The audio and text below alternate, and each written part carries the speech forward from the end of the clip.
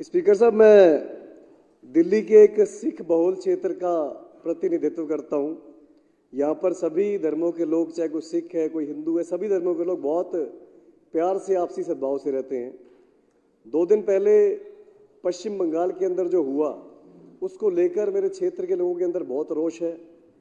सभी लोग मेरे से फ़ोन कर करके पूछ रहे हैं कि ये किस तरीके का भारत भाजपा बनाना चाहती है।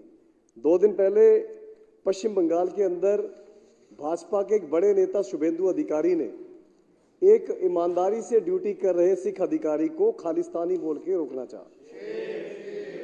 अध्यक्ष, ये किस तरीके का भारत भाजपा बना चुकी है, जो पूरी तरह से अलोकतांत्रिक है। और इन भाजपाइयों को मैं बताना चाहता हूं कि जिस पगड़ी पर आप देखकर खालिस्तानी का कमेंट कर रहे थे, इस पगड़ी का इतिहास पहले जान लो।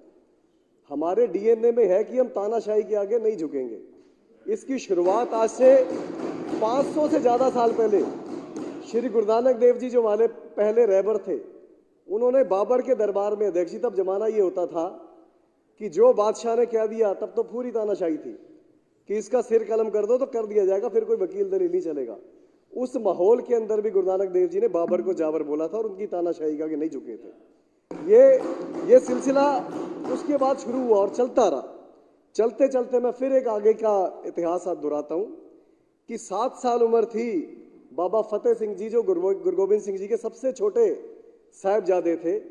उनको वजीर खान ने कहा कि हमारा दीन कबूल लो, तो 7 साल के साहिबजादा बाबा फतेह सिंह जी ने कहा कि हमें मरना कबूल है, हम तुम्हारे आगे झुकेंगे नहीं।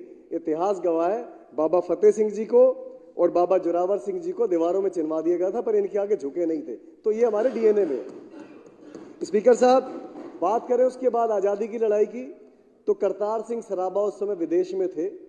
15 साल की उम्र में उन्होंने गदर लहर में शामिल हुए, सक्रिय सदस्य बने और 19 साल की उम्र में फांसी का फंदा चूम गए थे, पर तानाशाही के आगे झुके नहीं थे। ये किस पगड़ी के ऊपर बार बार इल्जाम लगा रहे हैं। स्पीकर साहब, शहीद आजम भगत सिंह जी का बताया कि पूरे आज़ादी के इतिहास में एक ही बार किसी को शहीद आजम कहा गया है, और वो भी पगड़ी वाले शहीद आजम भगत सिंह थे। स्पीकर साहब, बात करेंगे उधम सिंह जी की। 1919 में जलियांवाला बाग हत्याकांड हुआ, वहां हर धर्म के लोगों को मारा गया था, पर सिर्फ एक पगड़ी वाले के दिल में रोष पैदा हुआ और 1940 के अंदर जाके, लंदन के अंदर जाके, उस माइकल एडवायर का कत्ल करके उसको उसके पापों की सजा देके उसका बदला लिया था। स्पीकर साहब, उसके बाद बात करूं 1962 के अंदर, जब भाजपा इल्जाम तो लगा रही है, 1962 के अंदर जब भारत चीन का युद्ध हुआ, भारत वो युद्ध हारा, तब नेहरू जी ने नेशनल डिफेंस सिस्टम को मजबूत करने की बात की थी। तो पंजाब के तब के मुख्यमंत्री ने कहा था कि पंजाब खून भी देगा और पंजाब सोना भी देगा। ये बात ऑन रिकॉर्ड बता रहा हूं, जहां मर्जी गूगल में चेक करना।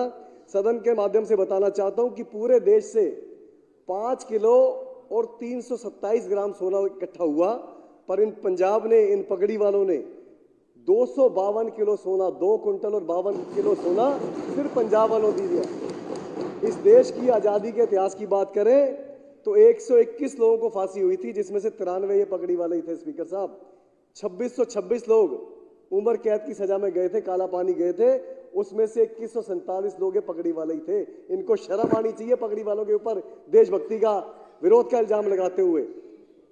स्पीकर साहब, उसके आगे बढ़ूं तो ये नागपुर से ट्रेनिंग लेकर आए, हमें देशभक्ति सिखाएंगे, जो अपने वहां पर तिरंगा तक नहीं लगाते। आज तिरंगे में सबसे ज्यादा लिपट के लाशें कहीं आती है तो पंजाब के अंदर आती हैं। हमें इनसे देशभक्ति सीखने की जरूरत नहीं है। स्पीकर साहब, किसान आंदोलन हुआ।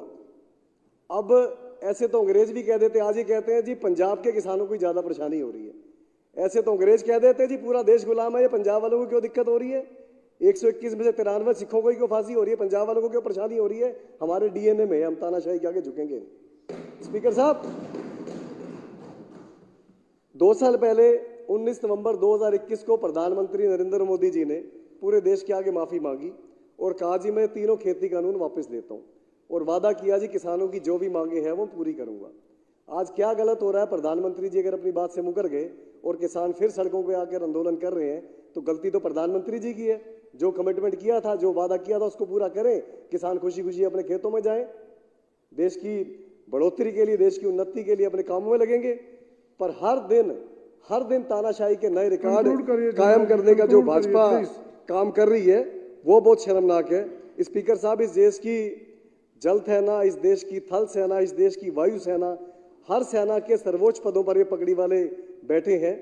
अगर इस देश के सबसे बड़े, इस दुनिया के आत्मसमर्पण की बात करें तो बांग्लादेश का जब हिंदुस्तान पाकिस्तान का युद्ध हुआ था तो वो भी पगड़ी वाले जनरल जेएस अरोड़ा थे, जिन्होंने एक साथ 93,000 पाकिस्तानी सैनिकों का जनरल ए खान नियाजी के साथ आत्मसमर्पण कराया था, वो भी पगड़ी वाले ही थे। स्पीकर साहब, ये बार बार इस देश के अंदर धर्म के नाम पर लड़ाई करवाने की, बांटने की साजिशें करते हैं। दरअसल धर्म के नाम पर इस देश को कोई बांटना चाहता है तो ये भाजपा ही है, इनके अलावा और कोई नहीं है। बाकी सारे देशवासी बहुत प्यार से, बहुत सुकून से रहना चाहते हैं। स्पीकर साहब, मैं अपनी बात को कंक्लूड करूंगा 2 लाइनें बोल के कि अंधे निकालते हैं नुक्स मेरे किरदार में, अंधे निकालते हैं नुक्स मेरे किरदार में, बहरों की शिकायत है कि मैं गलत बोलता हूं। धन्यवाद स्पीकर साहब।